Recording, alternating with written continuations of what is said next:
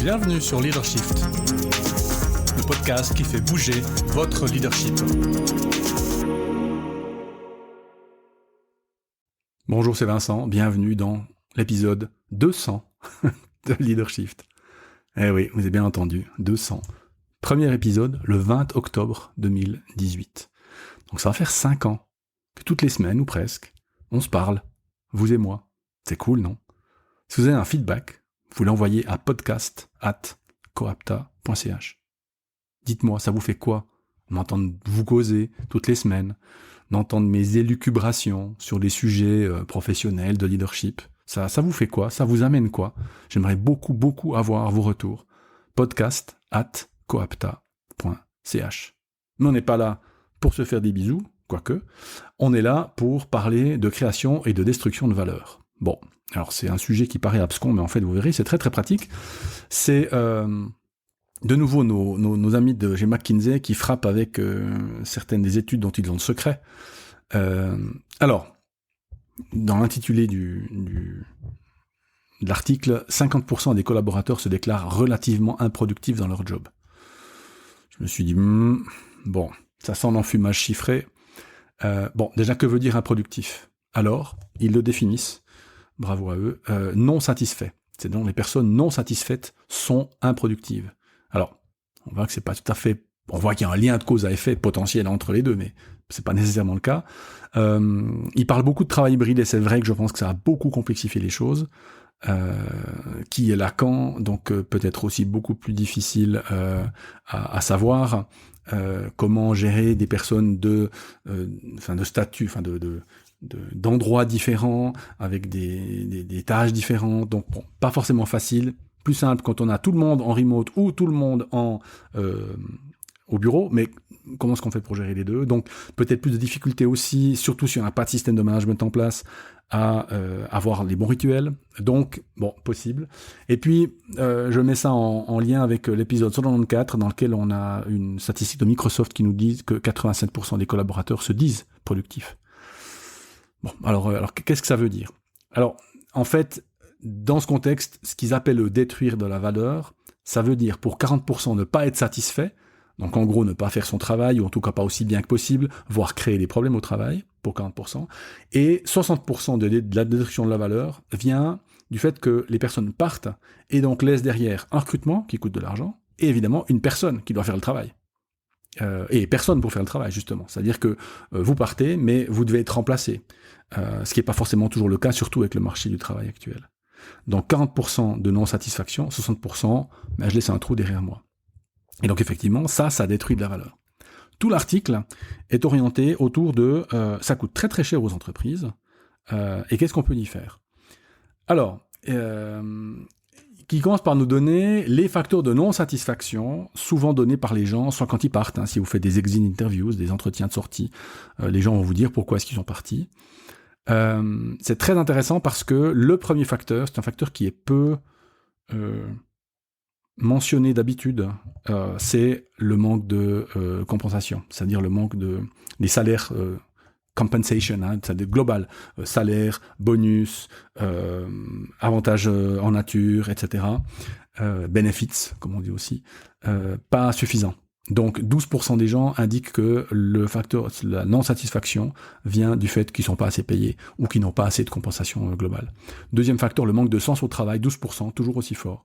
Troisième facteur, la manque de flexibilité dans le travail, 11%. Quatrième facteur, manque de développement possible, manque de perspective de développement, 10%. Cinquième facteur, personne peu fiable et peu bienveillante autour d'eux.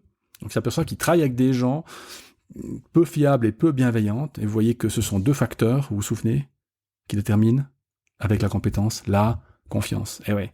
Donc c'est-à-dire que je travaille avec des gens en qui je n'ai pas confiance ou qui ne me font pas confiance. 9%.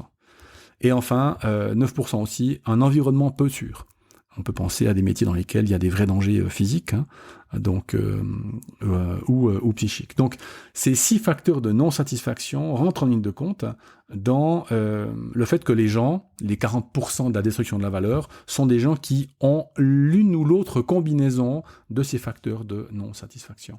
Alors, McKinsey fait une catégorisation de ces gens en archétypes. Alors un peu à l'américaine, c'est un peu simplificateur, mais je trouvais intéressant quand même parce que je pense que derrière chacun de ces archétypes de personnes, je pense qu'il y a surtout les archétypes de comportement et que c'est là où nous, on peut agir. Alors, il y en a 6 de ces archétypes, je vous les donne. Il y a les partants, les perturbateurs, les fonctionnaires, les collabs, les stars et les polyworkers. Alors, on regarde tout ça. Les partants, 10% de la population d'une entreprise sont des gens qui sont en train de partir ou partant. Et donc, ce sont les très mécontents. Donc, ce sont ceux qui ont, ou celles d'ailleurs, qui ont beaucoup des 6 facteurs qu'on a donnés. En parenthèse, il n'y en a pas 6, il y en a 12, mais les suivants sont à 8 et en dessous % de popularité chez les gens qui sont en entreprise. Donc, on va s'arrêter aux 6 premiers, mais les partants ou les partantes sont 10% des entreprises qui sont très, très mécontents. Et donc, ces gens-là, évidemment, détruisent de la valeur. Pourquoi ? Parce que ils ont décidé de partir, donc c'est-à-dire qu'ils sont absolument pas motivés, ils bossent plus à 100%, et une fois qu'ils sont partis, ils laissent le trou dont on a parlé avant. Ça, c'est 10% des gens.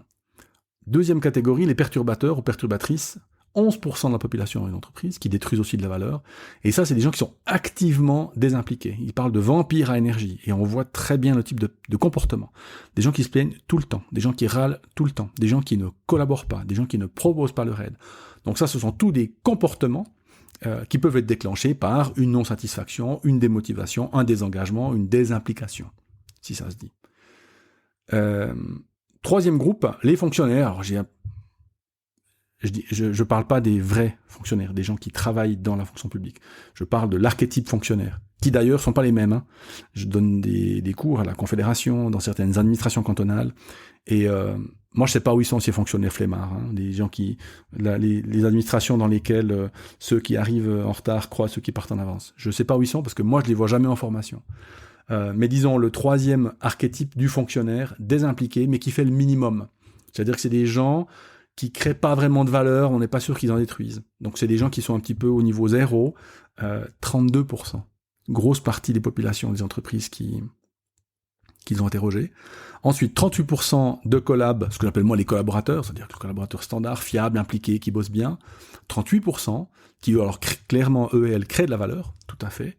Et puis 4% de stars, qui sont les tops, le top du top, les gens qui bossent, qui drivent, qui tirent, et qui évidemment créent de la valeur. 10 plus 11 plus 32 plus 38 plus 4, ça fait pas 100%, ça fait 95%. Et pourtant, on a fait Alors, c'est bizarre, quelle est cette 6e catégorie mystérieuse ? J'en croyais pas à mes yeux. Les polyworkers, ce sont des gens qui ont plusieurs jobs en même temps, sans que l'employeur soit au courant.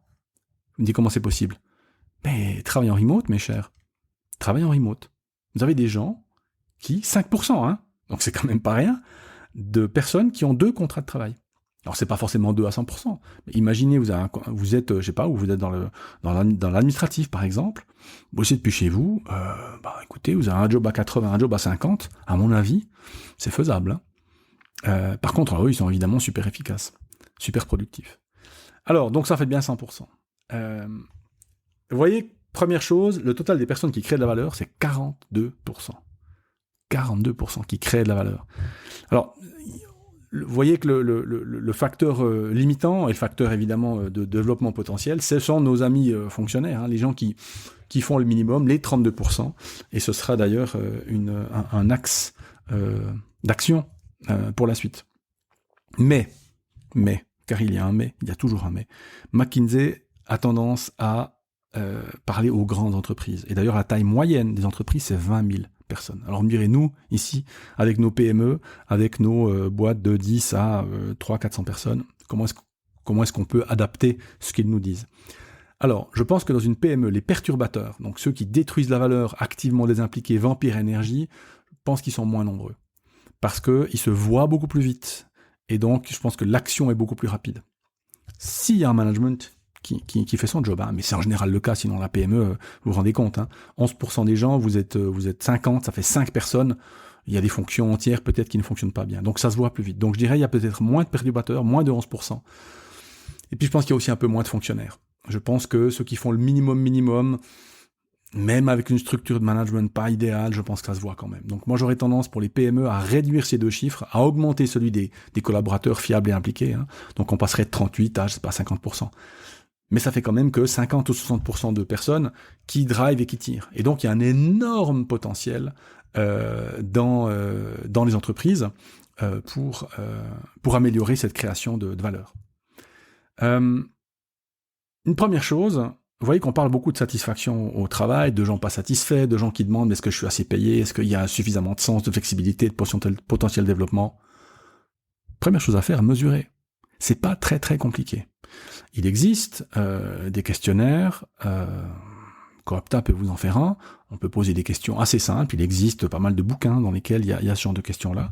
On peut vous l'administrer avec des résultats par équipe, par département, et ça vous donne une bonne base pour savoir où sont les problèmes. Est-ce que c'est un problème de compensation financière? Est-ce que c'est un problème de confiance avec les autres, etc. Ça peut se faire assez vite et assez bien. Une fois que vous avez ça, qu'est-ce qu'on peut faire? Alors, McKinsey nous donne pour 5, je ne vais pas vous donner les polyworkers, parce que je pense que dans les PME, il y en a quand même assez peu de personnes qui ont plusieurs jobs en même temps, sans que vous le sachiez. On va voir qu'est-ce qu'on peut faire comme action courte et simple au niveau de chacune des catégories. Alors, les partants. Le problème, c'est que dans les partants, vous avez peut-être des personnes de talent, des personnes que vous aimeriez garder. Donc, la chose à faire, c'est mettre en place un talent management. On va en parler bientôt dans un article du blog. Il faut identifier ces personnes absolument. Identifier les gens qui ont un rôle critique dans l'entreprise et s'occuper d'eux. C'est ce qu'on fera en fait avec les stars, mais c'est ce qu'on fait aussi avec les partants. Donc regardez si dans ceux qui pensent ou qui sont en train de partir ou qui sont désengagés, désimpliqués, s'il n'y a pas des gens que vous aimeriez garder. Et puis, comment faire? Eh bien, voir si ils peuvent être aidés, peut-être aussi donner d'autres types de responsabilités, mais voir avec leur leadership. Qu'est-ce qui a coincé et comment est-ce qu'on peut corriger. Donc là, peut-être que, typiquement, à formation, je dirais peut-être pas, mais peut-être coaching pour le leader, identifier ces personnes-là, et puis aider le leader à gérer ces personnes-là, puisqu'il peut y avoir des personnes de talent. Si ce ne sont pas des personnes de talent, ce ne sont pas des personnes qui sont productives, les laisser partir n'est pas une mauvaise chose. Par contre, alors voilà, avoir une politique de recrutement la meilleure possible dans les conditions actuelles qui sont certes difficiles, mais honnêtement, il y a des entreprises qui s'en tirent mieux que d'autres.